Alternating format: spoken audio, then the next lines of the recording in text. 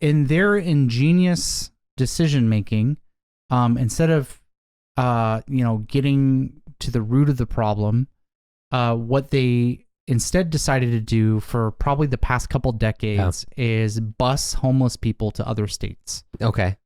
Hey everyone! 皆さんこんにちは、アーサーです。このチャンネルでは僕たちアメリカ人2人が外国人として日本で感じたことや日本の皆さんにとって興味深いトピックについてリアルなスピードでネイティブ同士が使うリアルな表現を使って話しています。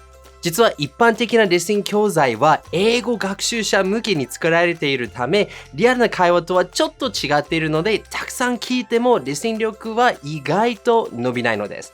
なぜそうなのか詳しく知りたい方はこちらの動画をご覧ください。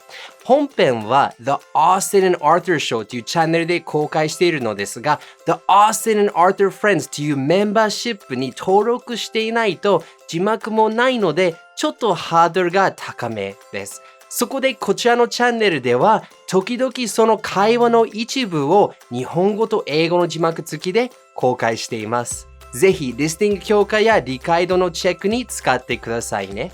で、今回のトピックはですね、アメリカのホームレスの問題についてです。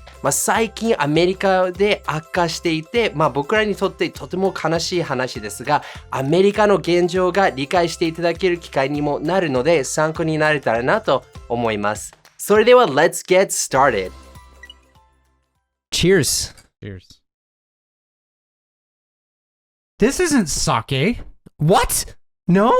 Oh yeah, that's right. What's going on? One of my friends, her name, I don't know if she wants me to say her name, but it starts with A and ends in I. Yeah. It rhymes with I.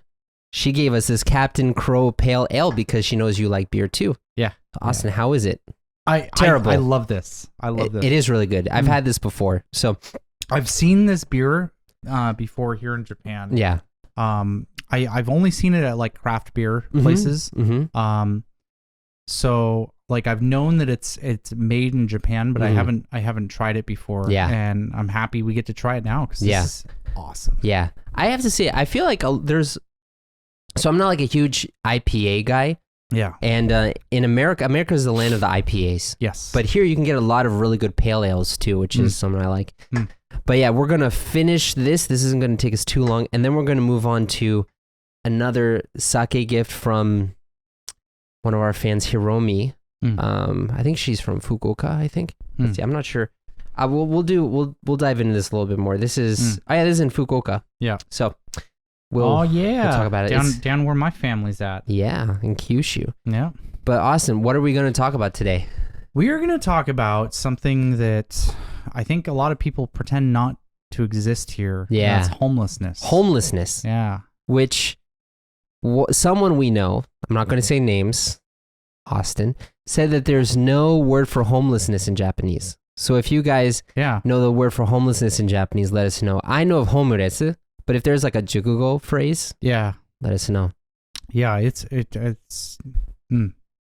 So I think first maybe let's introduce like what homelessness is like in the US. Yeah, let's talk about our experiences with homelessness before coming to Japan. Yeah. So homeless people are a massive, and I really can't undersell this. It's a massive problem in Seattle.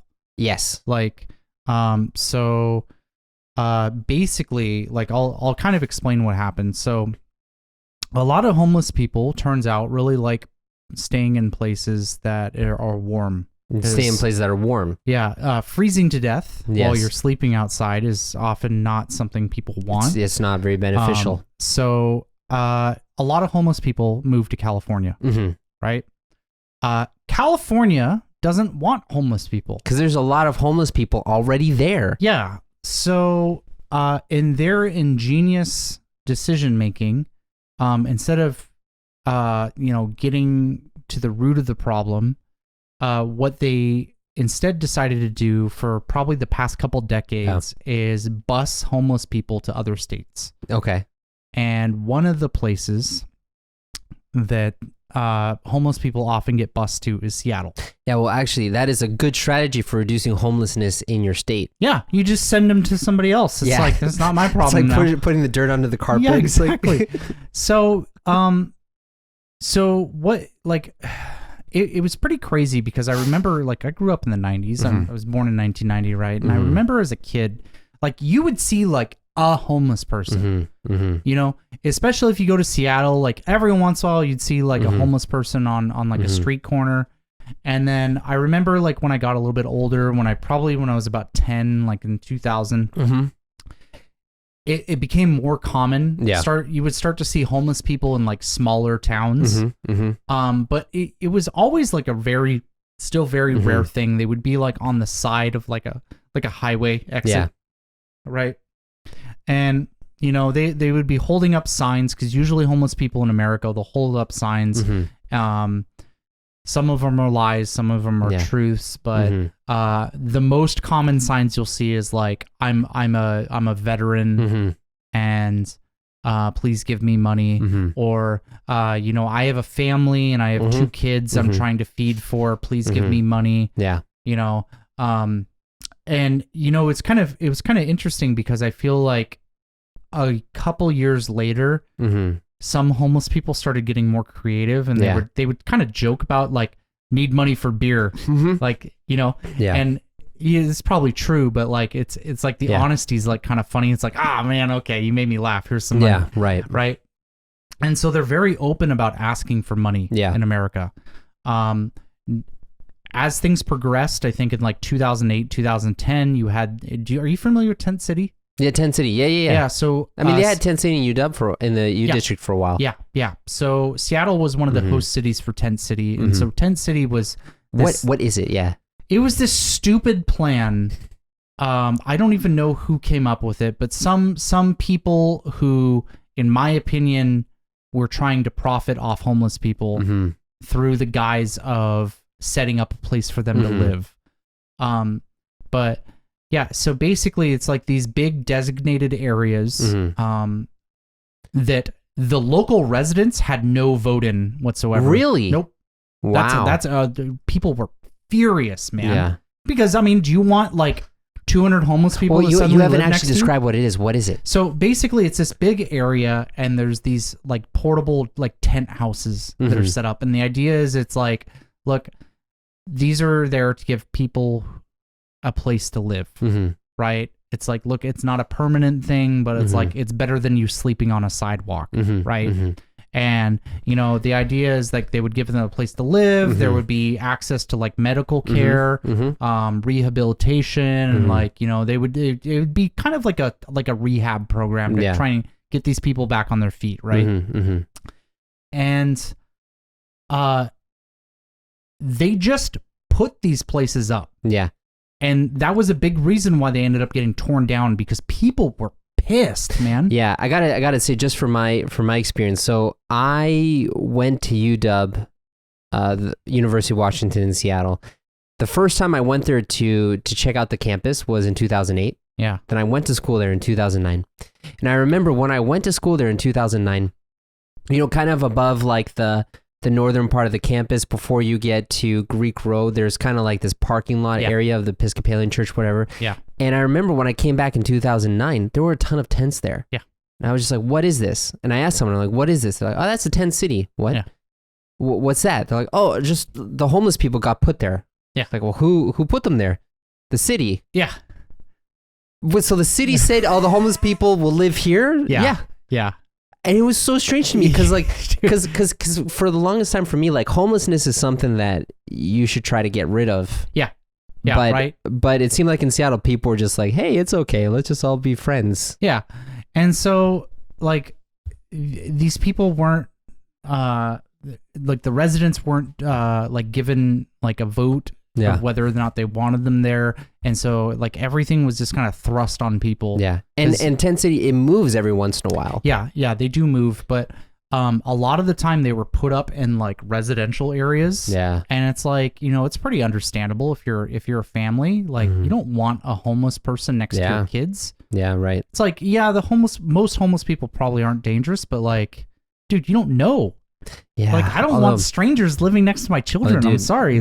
Yeah, although I got to tell you, man. So yeah. So I so just kind of give you a little bit of background. So my experience with homelessness is quite varied because my first encounter, and this is going to lead up to what I'm going to say in Seattle, but I was born in Germany. Yeah. I lived there till I was 7. And my experience with homelessness up until then was you're at a cafe and this old lady in a hijab, because she's mainly Turkish, in Germany, comes out and asks for some money.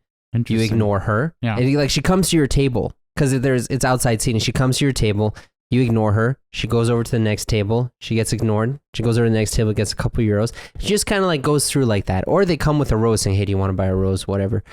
So that was my experience. Then when I go to, and sometimes they would be on the side of sitting on the sidewalk, be like, I need food for my family or whatever. Yeah. But then in Boston, homeless people would hang out and kind of keep to themselves. Sometimes they'd come and ask for money, but they were never really pushy.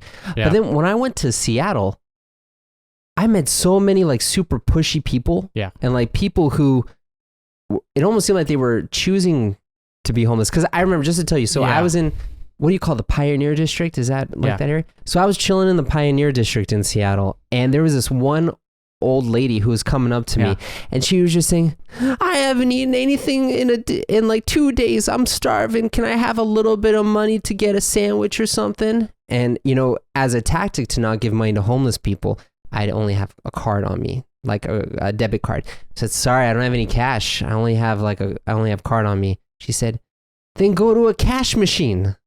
Yeah. I was like, what? Dude, it's you just got to understand that Seattle is such a pretentious city. Even our homeless people are pretentious. They expect. And it's weird because I have a really, really mixed situation here. Yeah. But before we get on with this beautiful topic, we need to talk a little bit about the sake that we're going to have from Fukuoka. Yeah. I'm sorry, Hiromi, that we're talking about such a negative topic, but I hope a lot of people will watch this topic because of it, and we can enjoy this wonderful Junmai Daiginjo together. And this is the, Kanhoku to? I think that's how you read it.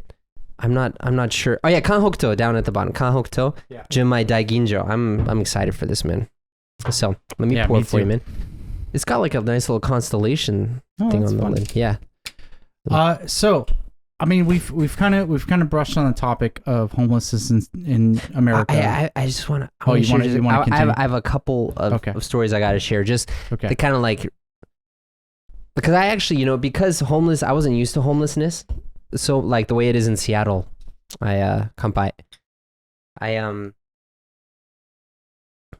first, okay, let's just before I get on. That is good. Hiromi, can you send us another one? Yeah, my God, this is really good. This is great because I like fruity. Yeah, and you like more of sake with a punch. Yeah, and this is the perfect melding of both of them. Yeah, I think I may have found a new favorite. Oh man, the only thing that I regret is that we didn't cool this. Yeah, it would have been tasted even better chilled. This would be even better chilled. But this is really good. My God. But I got to tell you, normally I don't really like sake that's not chilled so much, but I still like this one a lot. Honestly, yeah. So this is amazing. Yeah. God, so I should go to. Here's the website, kanhokuto.com. I should go to Fukuoka when I'm down in Kyushu. Seriously, Hiromi, nice choice. Yeah. And Wai-san, who brought it here, thank you very much. This is. I think I found a new honestly go-to. This immediately went up to a top 3. Although I gotta tell you though, I don't know the price. If this is too expensive, that's gonna knock it down a bit for me. But I mean, sake isn't wine; it's not as expensive as wine. But anyways, now that we have this great thing, I want to just share a couple more vignettes, just to kind of give people an image of homelessness in America. Do you have any interesting experiences with homeless people? I don't have a positive one, no. Okay, well, I have two. I have a positive one. I have a really negative one, but it's kind of like a family thing, so I don't want to get into that. No, that's fine. So I remember there was this guy on 45th and the Ave, because a lot of homeless people, because I would talk to a lot of homeless people, be like, hey, what brought you here? And they say oh, I had this issue with drugs, or I'm gay and my family threw me out or something. Yeah. And I saw a lot of mentally disturbed people out on the streets. And I think there's a reason why the people are homeless. But then it was so confusing. There was this one giant black guy that was he was like a mountain. And he would just sit on the corner. He would stand on the corner of 45th and the Ave and just say, "Spare change." Yeah. Spare change. Spare change. Yeah. Spare change. Spare change. Everyone going by.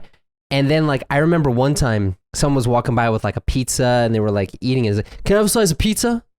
And they're like, "Yeah, sure." And they just gave him a slice of pizza and he ate it. And I remember going over to him like, "Dude, so how long have you been here?" Because I wanted to talk to him, like, what's going on? He's like, No, man, I'm not for that. Spare change, spare change, spare change. Like, dude, do you need to get a job? Do you want to get a job? Nah, dude, I'm not interested in that. Spare change, spare change. And like, that was like a really crazy thing. And then another one, I remember, so in, not just in Seattle, but you'll see this in other places too. Like you said, on the highways or in like, on major roads, there's like a little grassway in the middle. You'll see homeless people there by the stop signs. They'll hold up a sign saying like, "I'm homeless, I need help." Yeah. And I remember this was in 2008 when was with my family, saw a guy like that. He seemed kind of rough. And we were at the stop sign and we just rolled down. We gave him like $5 or whatever. Mm-hmm. And I kid you not, we were driving back and we saw the same guy with a dog holding the hand to his girlfriend, walking into an apartment in Seattle. And I was like, wow, I feel like I just got swindled out of money. But then, on the other hand, there was this one guy, I forget his name, but do you ever go to the Safeway up on 50th? Occasionally. Yeah. I didn't like going there, so. Yeah, there's a lot of people hang out there, you know. Yeah. But there was this one guy homeless guy. If somebody got stabbed on the Ave, it would always be that Safeway. It was there. Yeah. Yeah. Yeah. But I remember outside of the Safeway, there was this guy probably in like his mid 30s or something. And he would sit down and he had like his hands out and he wouldn't talk very much. But he was always there and he wasn't pushy at all. So I remember sitting with him, talking with him and asking him about his life. He's like, yeah, he really kind of opened up to me and I gave him some money sometimes, but it wasn't like he was trying to give a sob story. So I gave him more money. But I remember like one time, like hearing his story and like the troubles of getting space at a shelter. And I was like, "Why don't you want to stay at a shelter?" He's like, "I don't want to be like bunked up next to a dude who just farts on you all night, you know?" It's really like, it stinks really bad and it's really tough in those shelters, you know? Yeah. And he was telling me some other stories about stuff happening. But I remember I told him, I said, you know, "Hey dude, I can get you some food. Do you want a donut or something?" He's like, "Nah, man, the sugar's going to rot my teeth. If you get me some, can you give me an apple or something?" I was like, "Oh, that makes a lot of sense actually." And so like there's some people who are really homeless who are just trying to get by, but like it's kind of a mixed bag, you know? Yeah. But homelessness in Japan. So we got homelessness here in Japan, and I think a lot of people kind of just pretend they don't exist. So when you first came to Japan though, and you've witnessed homelessness, like what were your first thoughts? Hey guys, if you've watched this far, you're going to love our Austin and Arthur friends. In the Austin and Arthur friends, you're going to really improve your English listening, and I mean a lot. Yeah. So for each episode, you'll get English and Japanese subtitles, so you can check your listening and comprehension. You'll also get access to a members-only community where you can talk with us, the both. I mean, it didn't seem any different from America in the sense that, you know, they're kind of in like big public transit areas. You often see them like in or around train stations. Yeah.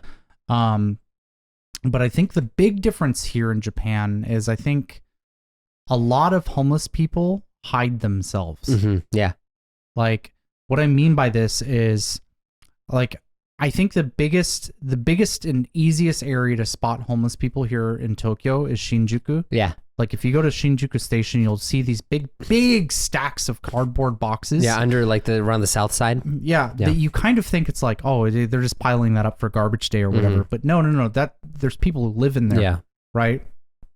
And like I've seen inside these boxes because I'm gonna be honest, I got kind of curious and it's kind of really you've looked inside. Yeah, and one thing I've noticed about a lot of homeless people here is how organized they are. Oh, really? Like really, really organized.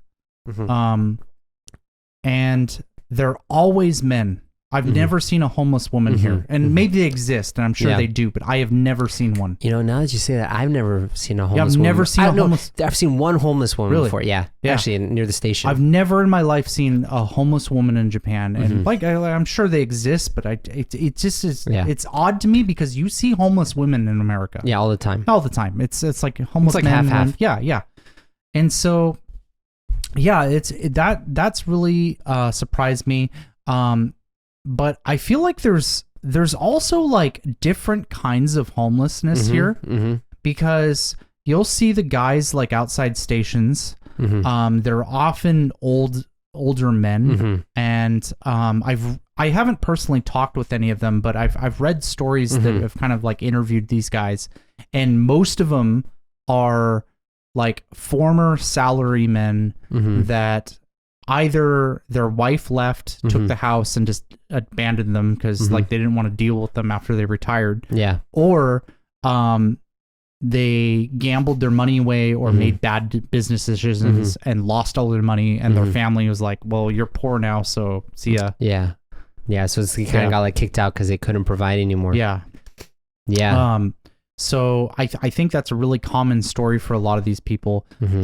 But another kind of homelessness that I think is like basically invisible here is people live at internet cafes. Yeah, manga kisa, Yeah. That's just a thing that people do here. Yeah. Right? And so like basically you'll have people living in these cafes and they will be working to get money to pay for the next day. Yeah. Right? Yeah. And the way that they do that is they'll like you often see like at the train station like selling Big Issue, like it's this magazine. Yeah. And that is only sold by homeless people. Yeah. Yeah, it's kind of like specifically to help homeless people. Yeah, in Seattle they had a same thing called like Real Change or something like that, and you'd see people doing that. One thing though that was really surprising to me is just how much homeless people here keep to themselves. Yeah. You know, I mean there are some people who come up to you and ask for money, but the thing that I noticed is there's only been one time when someone has come up to me expressly asking me for money, and they didn't ask any of the Japanese people. They asked me because I think they're used to foreigners giving them money. Yeah. You know? Yeah. But yeah, it's like, it was so weird because I remember, so near the station where we're filming, there was a homeless lady who like lived here. Like she would be there all day and she'd get stuff at the combini or something. And I remember in like a Facebook group, someone was for foreigners in Japan or Tokyo. They said, yeah, I'm living near the station and I see this old lady who's just living here. I really want to help her. What should we do? And it's like, well, she's not really asking for money. She's kind of living her life. Yeah. She doesn't have a sign or anything. She's kind of like moving where she wants. Like, what can you do? Yeah, it's kind of crazy, and you know, it's hard to really say my opinion because it's like at the end of the day we don't really know these people, so I mean, they could be trying to improve their lives, but that isn't really what I've seen. What I've seen is a lot of these people like live in exile. Yeah. I think that's like the best way I can put it. They live in exile. That's a good way to put it. Yeah. Yeah, and it doesn't seem like they have any drive to do anything with their life or seek help. They just try to exist. Yeah.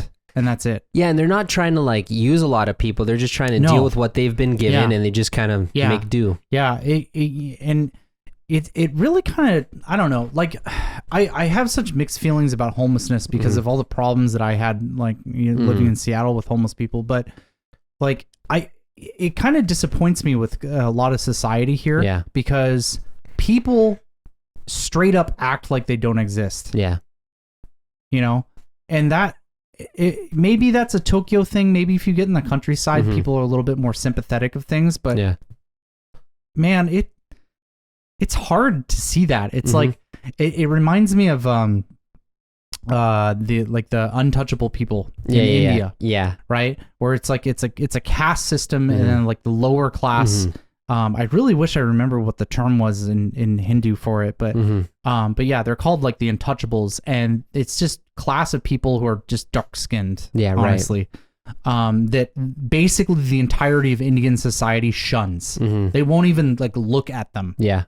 I feel like that's really comparable with like homeless people here, where people will literally like step over them and Yeah. pretend they don't exist. Yeah, I mean, you know about like the burakumin in Japan, right? Have you heard of them before? No. So burakumin literally means the people who have fallen off the caste list, Okay. like the caste system. So they are Yeah. below, right? Yeah. And they were the ones who would prepare bodies for funerals, or they would do tanning, they would touch dead animals or whatever. And actually there was ongoing discrimination against people who came from burakumin families from like major corporations. Like people would do background checks to make sure you're not burakumin or something. And then in the 80s or something, that became illegal. Yeah. No, that's fine. But I remember though, because I had a very, very rich client who's done some pretty big things in Tokyo. Yeah. And outside of Tokyo too. Yeah. And I remember I told him about where I lived, because I lived near the Tamagawa River at that time. And the first thing he said is, "Oh yeah, that's where the burakumin used to be." Like, what? Really? How do you know that? But what was funny was because I went to I used to live near the Tamagawa River. Yeah. And there was like a open grassy like field. And then there's some shrubbery, and then you have the river. There are people who live And in there are that. people who live there. Like Yeah. I would see tents inside there. I'm like, Yeah. oh, maybe there's no burakumin anymore, but it's homeless people, and they never talked to anyone. Yeah. They came out when no one else was around. Dude, You know? so it's funny you mentioned that, because back when I lived by myself before I was married, I for like a year I got really into wandering Tokyo at night on my bike. Yeah, At we talked about at that. like 3 a.m. Yeah. And a really common place that I would go is Tamagawa. Yeah. And I would kind of ride river. along the river. Yeah. And it was really interesting because I would go to the park that you were at, where you used to live. Yeah. And I would go across the bridge. And on the other side of the bridge, there's these like abandoned buildings, and there's these really tall bushes. Yeah. Like really, really big bushes, like, 30 or 40 feet long. Yeah. Like, and so I'd be riding my bike like in that park area, and all of a sudden, like, it creeped me out the first time I saw it, because like I saw this like figure just stand up and start walking outside of this bush, and I'm just like, what the hell is going on? Oh my god, this is I'm in a horror movie right now. Yeah, right. And then like I'm kind of like watching this person, and I'm like, oh wait a minute, this is a homeless person. Yeah.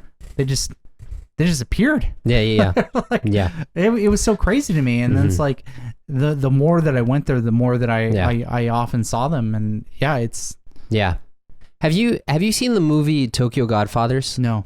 It's an anime made by Satoshi Kon. So he made Paprika. Have you seen Paprika? I've heard of it. That's a really trippy one. Yeah. But no, it's basically Tokyo Godfathers is about 3 homeless people who find a baby in a dumpster and try to take care of the baby. You know, it's actually a really, really good movie. So it that kind of like shows a little bit about the life of homeless people here. But so we kind of talked about like the homeless people themselves in the States and in the US and in Japan. But what about the way people look and interact with them? You talked a little bit about that in Japan, but what about in America? People, I don't know. I think it's kind of 50-50. If I'm being completely honest. I think there are a lot of people who are very sympathetic to homeless people and will always give them money. Yeah. And then there's the other group of people who are just like, why are you giving them money? They're just going to buy drugs. Like, screw them. That's their own problem. I kind of sit somewhere in the middle. Yeah. I think based off of my experiences with people in the past, I probably lean towards the latter. Yeah. If I'm going to be honest. But I think it's pretty mixed. Yeah. For me, I'm kind of in the middle. So at least governmental policy wise, I'm very conservative, and I'm saying you should not, because you give people an inch, they'll take a mile. Yeah. And like with the 10 cities, people just make that their home instead of as a stepping stone. But in my personal life, like I've had lots of experiences when I've gotten to know homeless people and I've tried to help them. Sometimes if they're in like a really like messed up situation and it's hopeless, I'll still give them a little bit of money. But I've had some really good discussions with homeless people. Yeah, I think kind of where I fall, I probably similar to you, but like for me, I have no problem with people doing random acts of kindness to homeless people. Like I used to volunteer at a homeless shelter with my mom when I was a teenager. Like we would go do that. We did Special Olympics. We did the homeless shelter. Yeah. Oh, great. Like we've done that. But at the same time, I see these organizations. I see government initiatives that are designed to help homeless people, but they're just disguised to be for-profit organizations. Like they're there to make money off homeless people, not like actually fix the problem. And I hate that, dude. In California, didn't like Gavin Newsom say he's going to fix like the homelessness problem, and then in the homelessness fund, like $1 billion just disappeared or something like that? Yeah, exactly, right? There's all this thing. It's the same with like UNICEF and like the WHO. Like I hate those organizations, man. They're just there to like make money off people. Yeah, that's the really tough thing, because you have all of these like charity organizations where they're like, we're going to fix the problem. Yeah. But if they fix the problem, everyone's going to lose their job. So no one wants to fix the problem. You're going to go fucking build wells in Africa. It's like, oh, we built a well. Okay. Are you guys maintaining it? No, we built the well. It's done. That's the thing. It's like, no, you freaking idiot. You have to, like, you can't just make a well in a place and like not maintain it and stuff. Yeah. It's all publicity, man. Yeah. It's sick. Yeah. And like it's the same thing happens in America. Like, you know about Tom's Shoes? No. Tom's Shoes, like the brand, how like when it was a thing where you would buy a pair of overpriced shoes here, and then they would send a pair of shoes over to like someone in Africa or Latin America or something. Yeah, like you that. think like Ngimwe in his village in like Nigeria is gonna get a pair of Nikes, and that's just gonna like improve his life? No. It was like the same type of shoes, but here's the thing: what ended up happening is stupid. No, what ended up happening though was it killed the shoe industry in the areas where they were, so people wouldn't make their own shoes anymore. So that's a big problem with the. I know we're getting off topic here, but it's interesting to talk about. That's a big problem in Africa right now. You get places like Uganda, where a lot, like they're doing a lot of farming, specifically I think chocolate, and these chocolate companies will come in and set up, and they do this whole publicity, like, look, we're giving the local people jobs. Yeah. It's like, here's the thing. You gave the local people jobs. Guess what? Businesses are shutting down now because they can't afford to pay the people the same wages that like some foreign company is coming in. Like, I know. God, I hate it, man. It boils my blood. It's funny because people say, hey, I fixed the situation, but when they've actually made 3 more problems. And that kind of goes into like with, you know, I see a lot of people being really, really simplistic about, hey, if we just did this for all the homeless people, they'd go away. Yeah. It's like, it's more complicated than that, man. It's like if you're sitting down and trying to think of how to fix homelessness, you're already wrong. Yeah. Fixing homelessness isn't the problem. Fixing what causes homelessness is the problem. Yeah. Like you need, like here in Japan, I guarantee you, the vast majority of homeless people are suffering from addiction. They're suffering from mental health problems, and they're suffering from lack of support in their community. Yeah. That's what needs to get fixed here. Yeah. Right? Yeah. But in the States too. Like you see all these crazy people on the train like almost every day, like talking to themselves, and obviously there's something wrong with them, right? I feel like it's getting more common now. It seems like it, right? Yeah. But nothing gets done. Yeah. Like these people are riding the train every day. Like, I mean, I know people who have like sought like mental health assistance here in Japan. And I personally haven't done it, but they've told me it's terrible. Yeah, it's not great. I've sought help for that, and it's just not good. So I mean, that's what needs to get fixed. Yeah. We don't need to like fix homelessness. Yeah, you got to fix the source for that. Yeah, exactly. But I would love to hear what everyone's thinking about this very heavy topic. If you guys have any interesting stories with homeless people, if you've been to America and you've seen the homeless situation, let us know. And just love to hear your comments. But what are we going to talk about next time, Austin? Oh man, something else is going to piss me off. Oh, what was that? Rapping.